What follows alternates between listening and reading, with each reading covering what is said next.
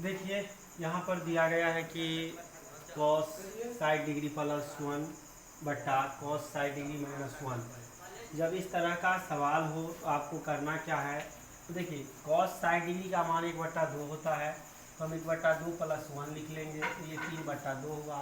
फिर नीचे में हम इसको इसी तरह से लिखेंगे, तो मान लीजिए 1/2 माइनस 1, तब ये आ जाएगा आपको -1/2। अब दोनों का आप जो है नीचे ऊपर जब मान रहता है तो उसमें भाग की क्रिया होती है, तो ये 2 इसका ऊपर चला जाएगा -1 ये, और ये कट जाएगा तो -3। तो इसका बी ऑप्शन सही होगा। फिर कह रहा है जो sine 54 degree minus cos 36 degree. देखिए इस तरह से जब आपको सवाल रहे तो आप देखिएगा कि इन दोनों को जोड़ने के बाद अगर 90 पूछ जाए तो उसका जो मान होगा ना, अगर माइनस में होगा तो 0 होगा।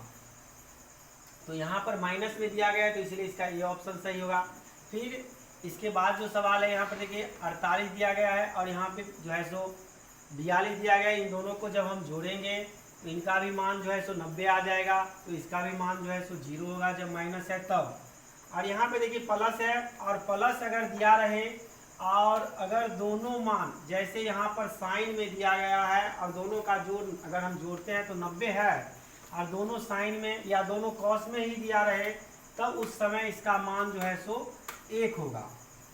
फिर कर रहा है जो देखिए cosec square 57 degree minus tan square 33 degree.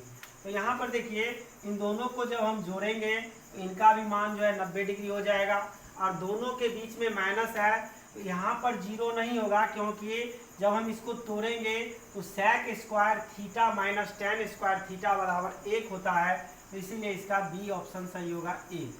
तो इस तरह से जब भी ऑब्जेक्टिव पूछे तो आप जो है सो बारीकी से पहले देखिए जो क्या कह रहा है क्या नहीं कह रहा है, जो ये नहीं जो घबरा करके आप कुछ भी कर लें। तो इसीलिए पहले बारीकी से देखिए और उसके बाद जो है सो जो होता है उसको आप बनाइए और सही से टिक लगाइए।